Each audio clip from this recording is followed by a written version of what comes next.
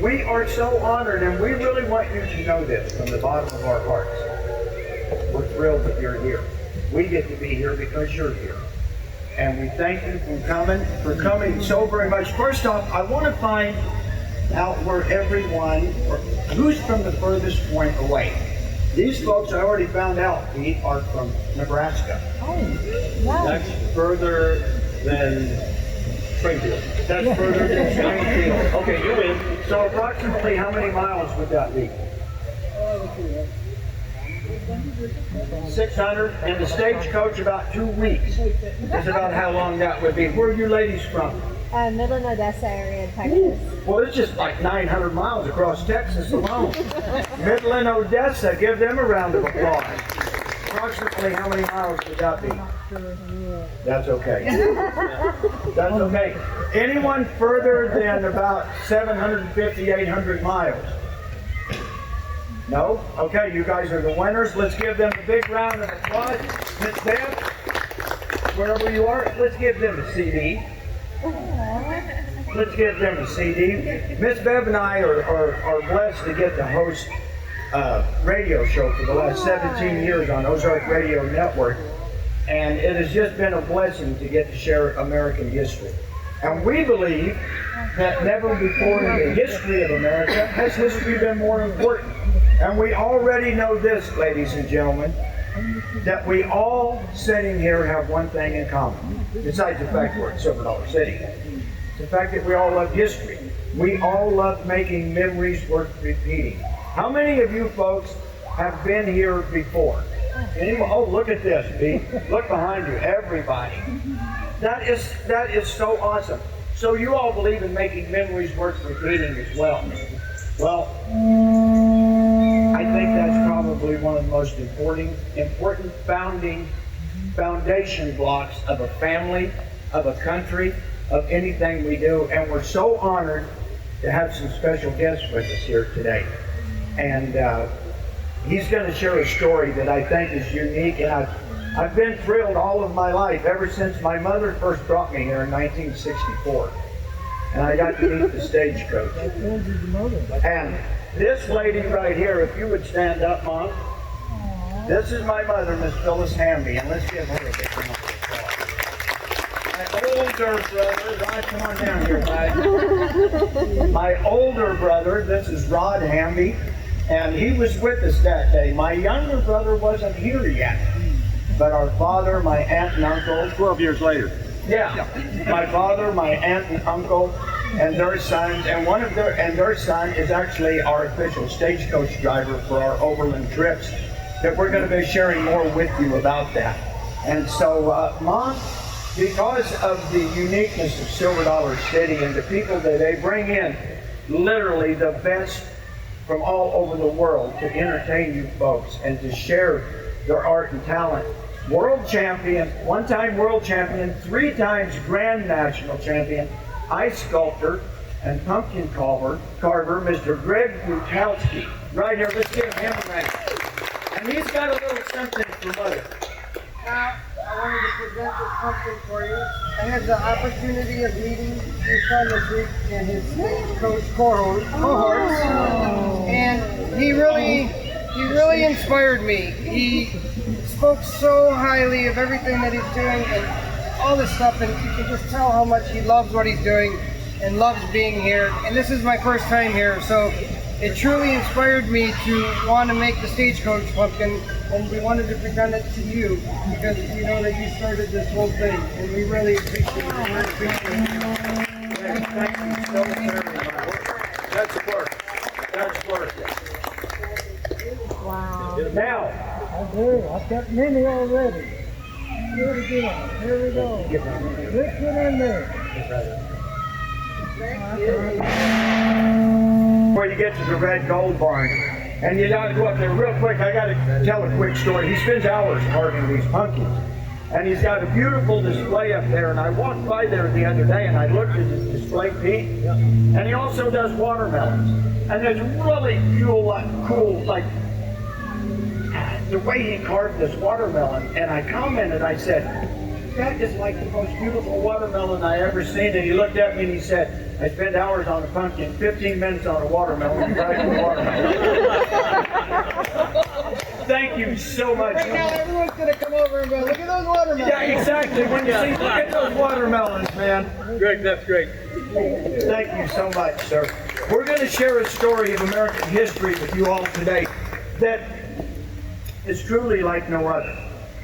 And to lead up to it, other than my mother, I think the most beautiful thing I'd ever seen at this time was this big, red, beautiful stagecoach setting right here. It is the only known stagecoach in America to have worked in 3 centuries. The coach was built in 1880 in Concord, New Hampshire, and how it wound up here on Ozark Mountain at Silver Dollar City is a very unique story. And the trails literally that it ran in the process to get there. Concord, New Hampshire at that time was the mecca for coaches, wagons, and carriages. Whatever Detroit has been to automobiles, Concord, New Hampshire was to coaches and carriages. And this beautiful stagecoach was built in 1880. It was shipped to southern Arizona, worked in southern Arizona till right up about 1905. And then in 1905, it was retired. Stagecoaches continued running in the West in remote regions of Arizona and different places. But this coach was retired in 1905, and then in 1905, it was purchased by a couple that lived in New York. And anyone ever watch American Pickers? Pete? Oh, yeah. Yeah, I love that show. Doesn't it amaze you how much stuff people can collect? Well, these people were an early form of American Pickers. And they purchased this coach. They carried it to their barn on their farm in New York. And there it sat for the next 45 years, wrapped in its original shipping blankets. Wow. And then there was a couple of men up there in New York by the name of George Clark and Bud Hebert. And George Clark and Bud Hebert were entrepreneurs, and they were developing a place at Alexandria Bay, the Thousand Islands region of New York. Actually, there's some pictures behind Matthew here that where they were starting an 1800s theme park called Adventure Town. And because every old West town needed the stagecoach and the train, they needed the stagecoach and the train. And the legend had it in New York that there was a pristine old Overland stagecoach sitting in a barn. Well, their son told me this story himself, the founders of Adventure Town. And he said, Dad and Bud, they traveled the land, they went all over the country searching for this coach, trying to narrow it down. Finally, they located it. By the time they got there, the folks who had originally purchased it had passed away, but the children had it. The farm was being sold, so the stagecoach was going to be sold. And he said when Dad and Bud got to the farm, the kids met him there. And he said they slid open those big old barn doors. I can just see one of them big barns. When they slid it open, can you just imagine the light in that dark, dusty barn coming through the windows, and you can see the dust particles all up through, and they said they slid the door open, and there she sat. The beautiful stagecoach, still wrapped in her original shipping blankets. They purchased it, they took it up to Adventure Town, and they put it to work there. And because Disney was so popular at that time, they were making some great shows on American history. Daniel Boone, Davy Crockett, and those guys. They named her the Davy Crockett Express. They also had heard of a train that was available to be purchased. A train that Henry Ford had made for his sons to learn. It was probably, what, Pete, a third scale? Third scale, narrow gauge, and they seen an opportunity to purchase this train and brought it there. So they brought the train and the stagecoach to Adventure Town, and it entertained guests for the next several years in that. That's along about the 1950s. And they both became known as the Davy Crockett Express. Now, it is probably one of the biggest honors I've ever had in my life to introduce to you all some more people who's with us right here. The gentleman sitting behind me right here was one of the ones of the four who traveled here from Chicago, a visionary, a person who loves people, who loves God, and had the foresight to do something great. And one of the main reasons we're here today, let's give a big round of applause to Mr. Pete Herschend. Pete, you take it from 1950, brother. 1950. That was actually, wasn't 1950 was when my mom and my dad, I guarantee you, I was not a visionary. I was 14. Nobody who is 14 is a visionary, unless it concerns food and a hamburger. Imagine that. In the 1950s, this is a prelude to how all this came, or this steam train came to be. In the 50s, my mom, my dad, decided to retire. Or he wanted to retire. He thought it would be a good idea he could retire here in the Ozarks. We were from northern Illinois, a little town north of Chicago called Wilmette. And we had a comfortable life up there, but Dad wanted to retire here to the Ozarks. I'm giving you the short version of the story. Well, that was all well and good. He did that, and he leased a hole in the ground. That hole in the ground is sitting right over there. It's called Marble Cave. Marble Cave had been in commercial operation, tours, since 1894. 1894. Tours they went through. Not very many, 2-3 people a day. It's kind of like they had COVID restrictions then too. You know? The difference was there were no people. They wouldn't have had a problem with group gatherings then than we do now, because there was no such thing as a crowd. Dad leased the cave, and he pretty doggone good imagination of what the cave could be. There's just one thing he hadn't counted on, and that was that it takes a lot of work, physical work, to make a cave actually be tourable. There were tours going through, but we carried Coleman lanterns through the cave, real Coleman lanterns, the gas-fired ones. So we set about, we being the 3 men who worked for us, Bert, Lester, and Rex. Their names, Bert, Lester, and Rex, knew everything. Didn't have much of an education. They knew everything. They could fix anything, make anything work, put anything together, and take it apart and put it back together again. They were wonderful, that kind of men. Bert, Lester, and Rex did require one thing: they needed to be paid. Narrow-minded. So Dad said to my mom, and she's quite a hero in this story. Dad said, "Look, will you come down and run this cave for the months of May through September?" That's all, and we only had business Memorial Day and Labor Day. That's the only time we had business. And the rest of it was just opening and closing.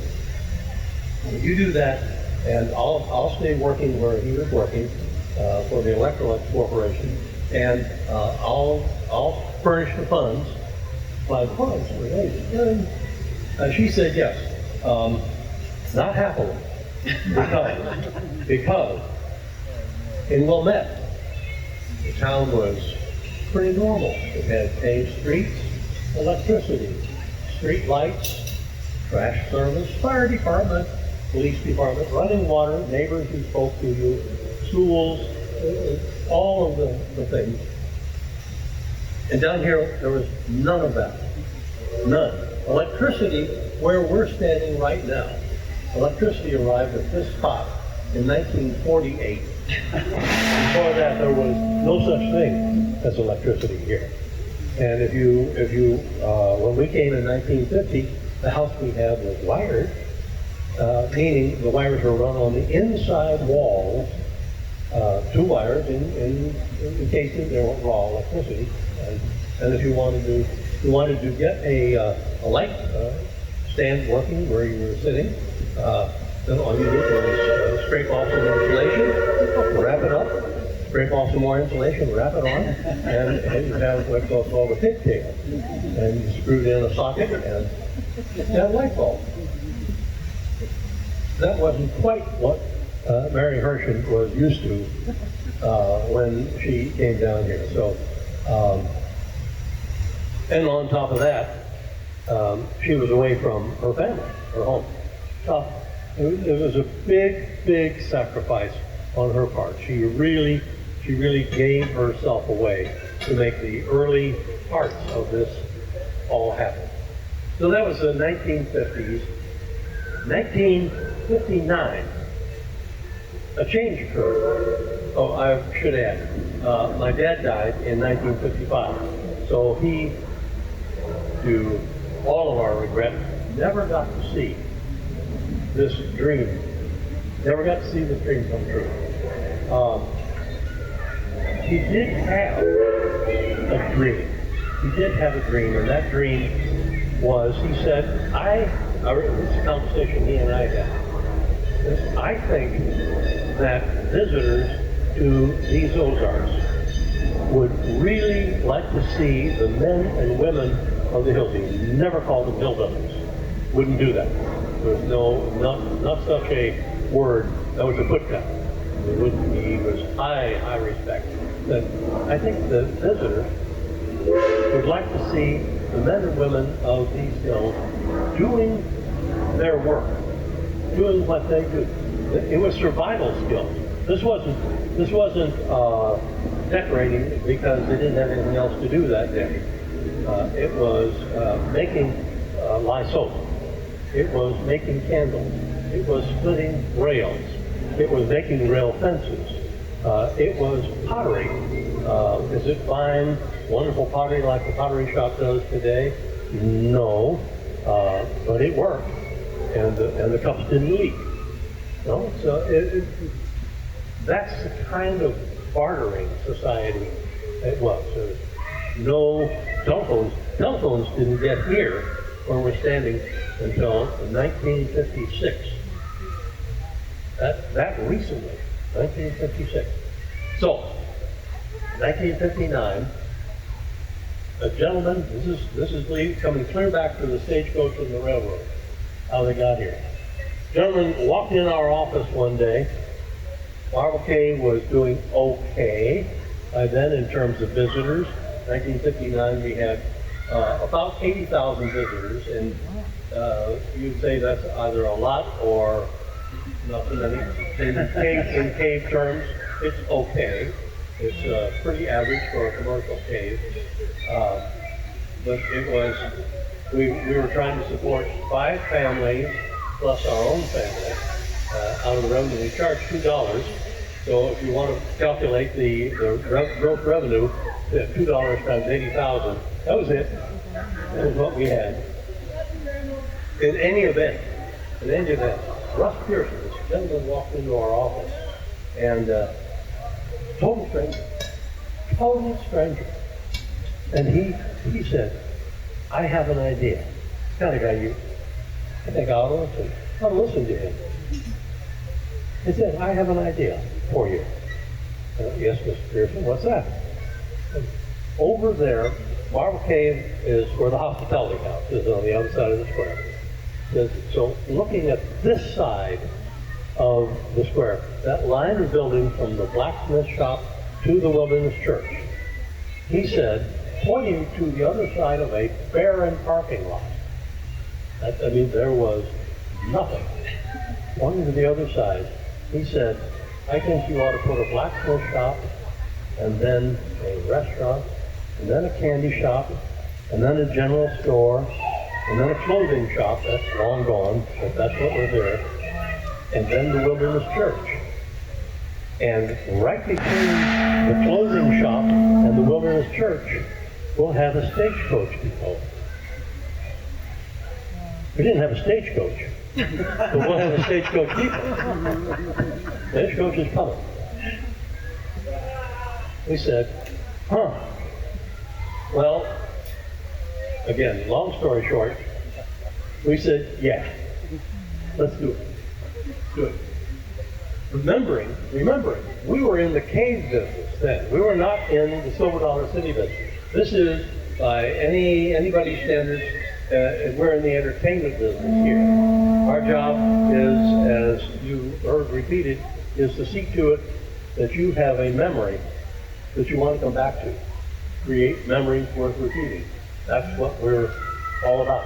If we do it right.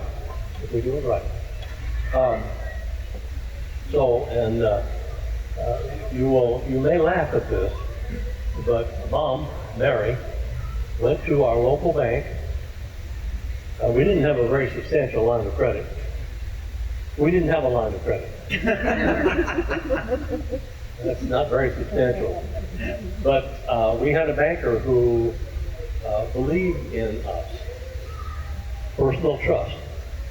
And he said, well, okay, I can lend you $35,000 to get this place, we didn't have a name, to get this place underway, because I think what you have is a good idea. It should work to add visitors to Marble Cave. $35,000. I promise you all that won't buy much around here today, but we made it work. And credit to my brother, who is my partner in all of this. I was in the service at the time, so he took that $35,000 and made those buildings, from the blacksmith shop to the Wilderness Church, happen. Wow. And so we got them built. And then the next question is, what do we do with these now? And so Russ was helpful. As a matter of fact, I just a little while ago met one of our long ago employees. Some of you who are veterans of Silver Dollar City would remember Ruth Dugan's diving bell. I don't see, maybe a few heads nodding around. Ruth Dugan's diving bell. And so if you worked there, you were Ruth Dugan. Everybody who worked there was Ruth Dugan. And I just met one of the Ruth Dugans. He came back, and his son works there now. Maybe he'll be a Ruth Dugan one day. Anyway, in that first year, in 1960, we said, well, what are we going to do? And Russ said, well, we'll do a few shows. We had some retail in the general store and the blacksmith shop and so on. But we'll do a few shows, and we did a few shows, and there was corny as all get up. Amazingly corny. You cannot believe it. I was Zeke Hatfield. I was Dirty Dan Diggins. I was Alfie or Ralphie Bolin. Didn't make any difference. I could be either one.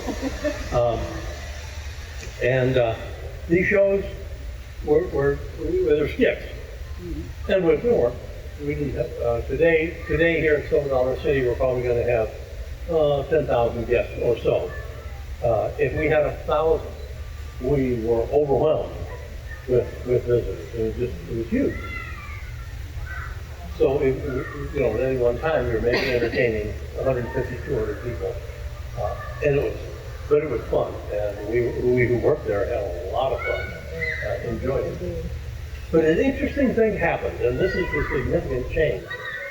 I told you there were roughly 80,000 people going through the cave in 1959. In 1960, that number changed to 120,000. And the cave didn't change. I mean, there's no more cave down there. I'll tell you a cave story. We used to say there were 32 miles of cave that we had explored and found, but that wasn't the end of it. That's not true. But it was a good story. So invariably, when you're guiding, because both my brother and I were guides too, and when you're guiding through the cave, people would say, well, you've got 32 miles of cave you found so far. How many miles haven't you found yet? I would generally answer 15. Oh, okay. Or how do you keep the lights burning back in the places that you haven't discovered yet? You know, it's hard. Anyway, back up on the surface. A change had happened, and the change wasn't Marble Cave. The change was because this place up here that was now named Silver Dollar City was drawing people, and they were going through the cave. And it was at that point that Jack and I realized we were not in the cave business, cave tour business anymore. We were in the business of entertainment. And that's where we are today. That's what we do today. Our job is to make sure that each of you has not just one, but a dozen, 2 dozen encounters with men and women of Silver Dollar City who are the persona of this place. I am not the persona of this place, and these buildings are not the persona of this place. If all of us pooled our resources and decided we were going to duplicate what we have here today,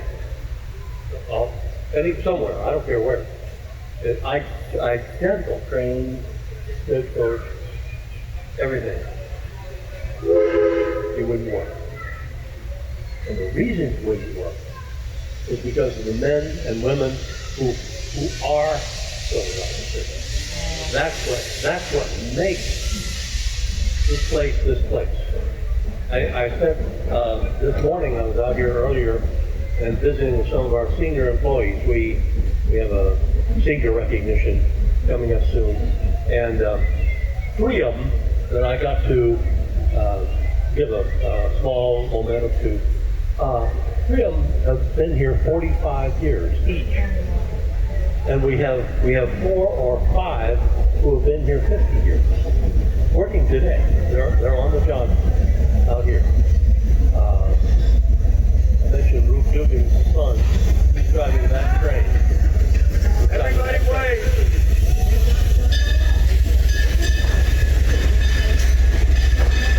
That's it. That's him. Okay.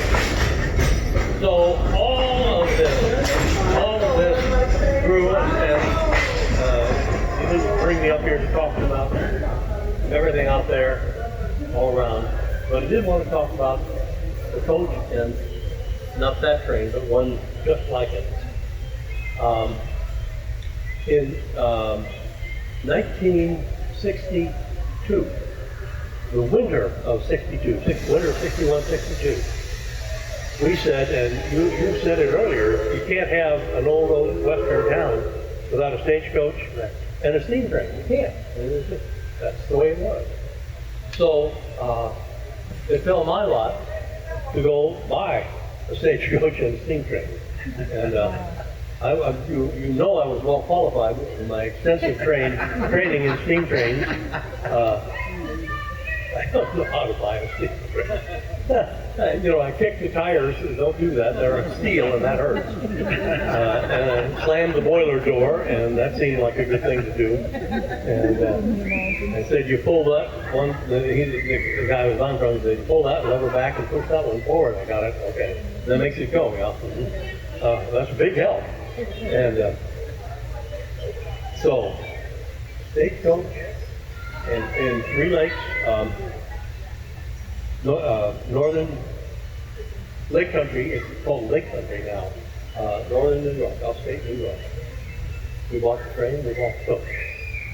They were there, just exactly as you heard.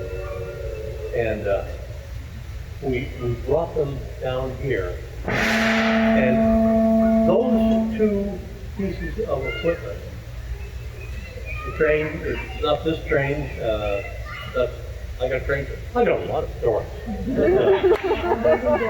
not going to share them all. We've got to get home sometime. But that train And that coach, it was a working coach, and it was we were hauling people here then. We were moving them back and forth. It was an attraction. They were what people expected in an old Ozark town. You expected that. You wouldn't expect a parking lot, old. So what that piece of equipment, that coach did and still does, that's the amazing quality. This guy right here and his crew over there, all of them, including Mom, bring life to that coach. They actually take it out on runs. What's the longest run you've ever done? 1,400 miles. 1,400 miles by coach. That's a long car ride. How long does that take? About 63 days, but who's counting? Yeah. That's the kind of thing that I pray, that you will always find at Silver Dollar City, what that coach means, what that train means, and what the men and women of Silver Dollar City mean to this place. Folks, I'm awfully glad you're here. Later, I'll be happy to answer questions. Right now, I got to give the microphone back to the boss. I tell you.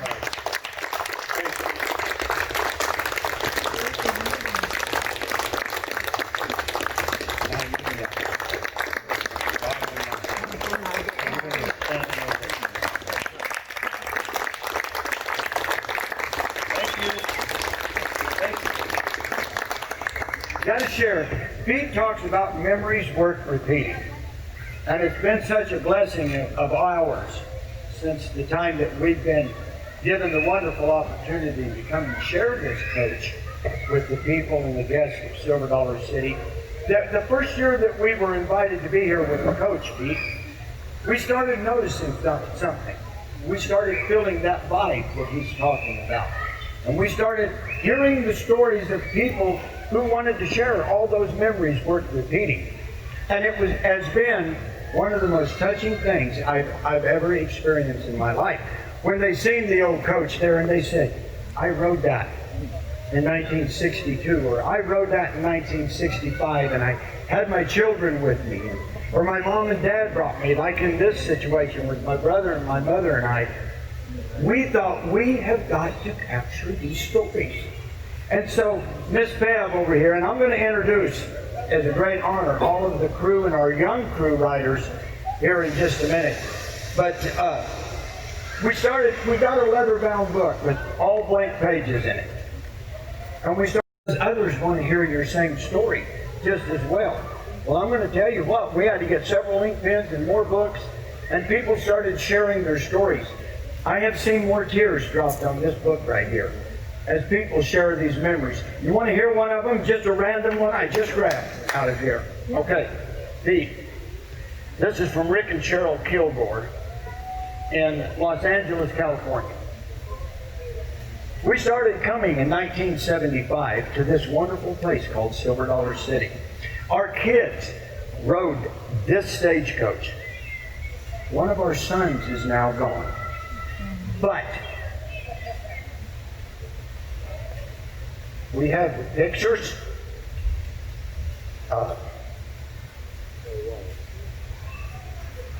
and many memories. Thank you for sharing.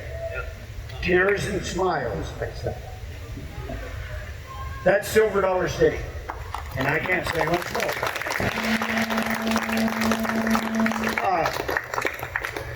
Quick question. Anyone have a quick question for Pete Klein? He was my partner when I found the stagecoach. For Peter Herschend. Anyone have a quick question? Yes, ma'am. When you take the stagecoach on the road, do you literally go on the road, or are you off-road or on a trail? Wonderful question. She asked if when we take a stagecoach journey on these long-distance trips, Do we actually go on the road, or do we stay on trails? And the answer to that, if the animals are cooperating, we stay on the roads. If they're not, I can remember one time on a trip to California, Pete, we had traveled all the way from Missouri. We had left from Springfield. We got all the way across to Oklahoma, one of my favorite states in the world, across the panhandle of Texas, all the way to Roswell, New Mexico. We dropped south, then to El Paso, and when we were coming around the Franklin Mountains in El Paso, I remember we had 6 mules hooked up to it. And I don't drive mules anymore, Pete. We all use horses because I found out that mules are smarter than I am. But we had 6 mules hooked up. We had the president of the Chamber of Commerce riding on top of this stagecoach, and we were coming around a dike, a levee that ran along the Rio Grande River right there, and there was this big old 100-acre onion field out there with onions up about that tall and no fences, which is always wonderful, no fences. We had been through fires, we had been through stampeding cattle, we had been through everything getting from Missouri all the way to El Paso. And a lowly little Walmart bag blew up out of the road ditch.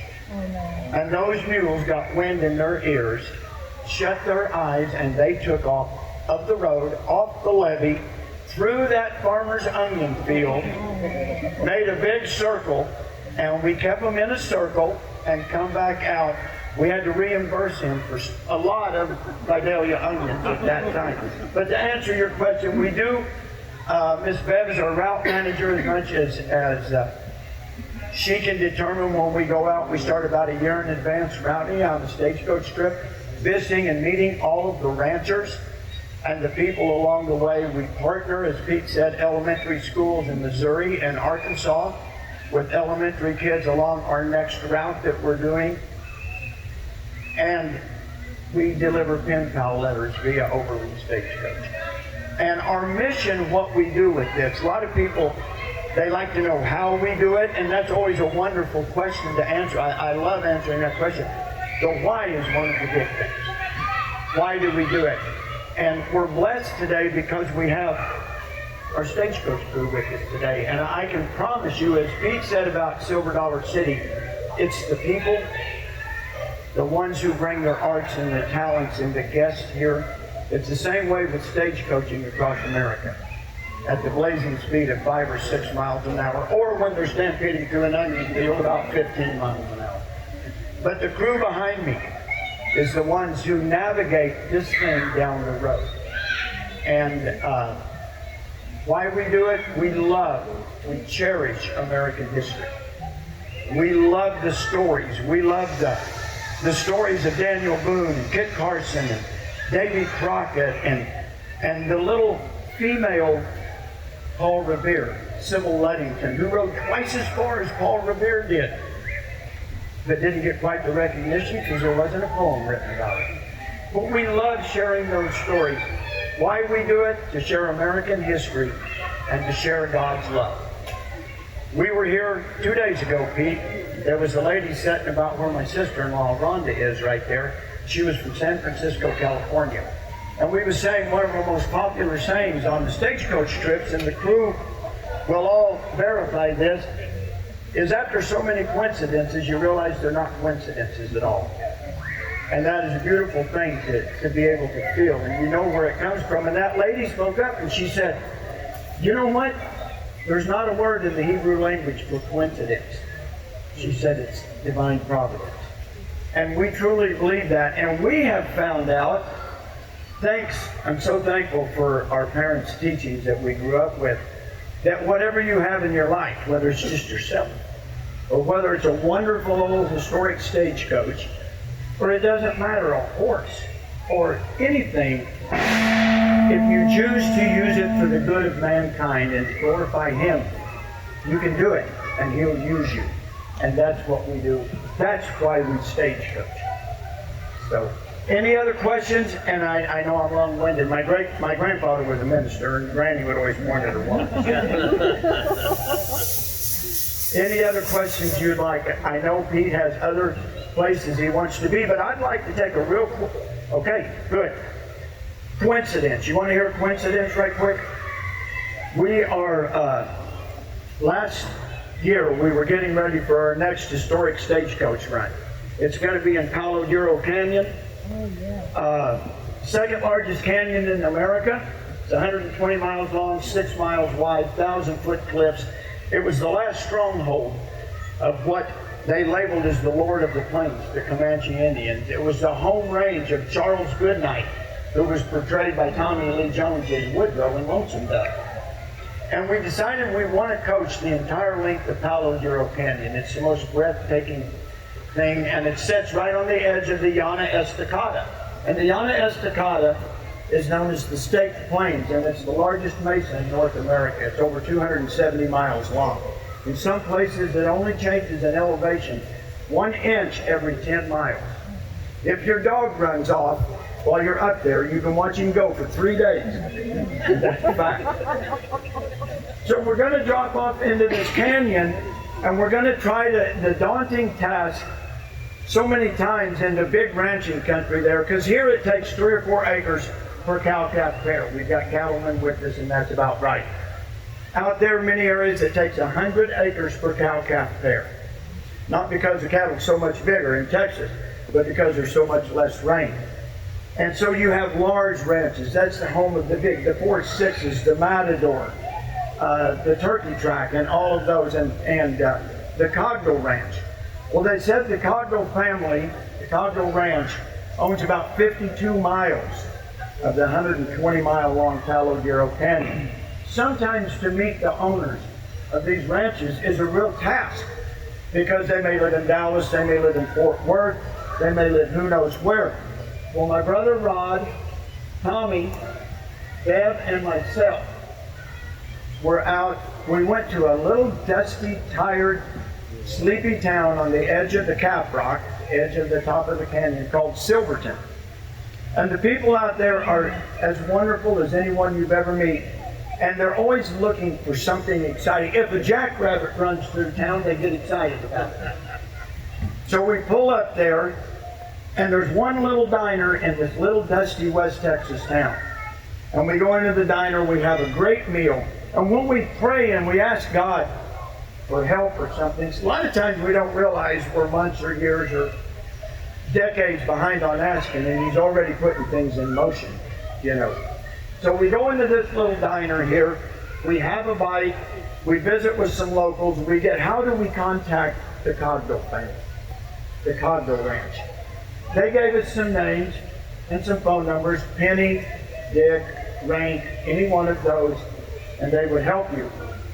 And we left out of there knowing we had about a day and a half to contact these people and get a hold of them. We had a great meal. We got ready to leave. My brother Rod's a big-time coffee drinker. We was going to get some coffee to go, and he leaned over and he said, hey, he said, you know, the coffee's just not the best in the world. He said, if you don't mind, he said, I seen a little bistro on the square, probably one of 2 businesses open at that time. So him and Tommy drove across the street there. Bev and I took a nice walk across over there. And then went inside and was looking. It's a beautiful, the Night Owl Art Gallery. You got to check it out here in Silverton.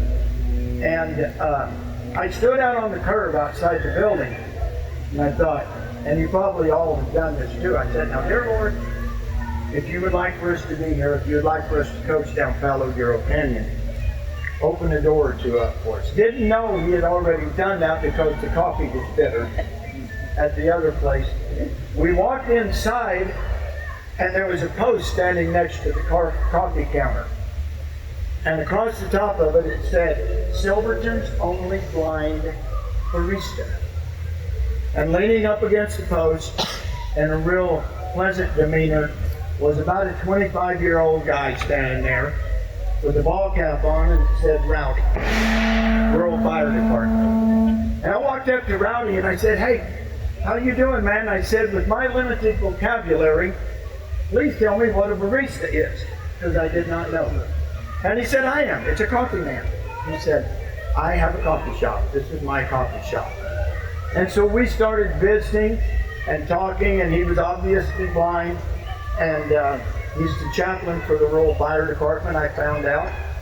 And I said, he said, what are you all doing here? And I said, well, we're looking for a route to establish down the Palo Duro Canyon. We're trying to meet the Cogdell family. He said, well, which one do you need to meet? And I said, well, Penny or Dick or Rank, one of them. And he said, I'm Rank's son. He said, my mom's behind the counter. Right there. And within 30 minutes, we had the town of Silverton, the county of Donnelly and Briscoe and Motley opened up to us, and 52 miles of our route was established. Of course, a phone call or two from the Cogdells, and the rest of it's established.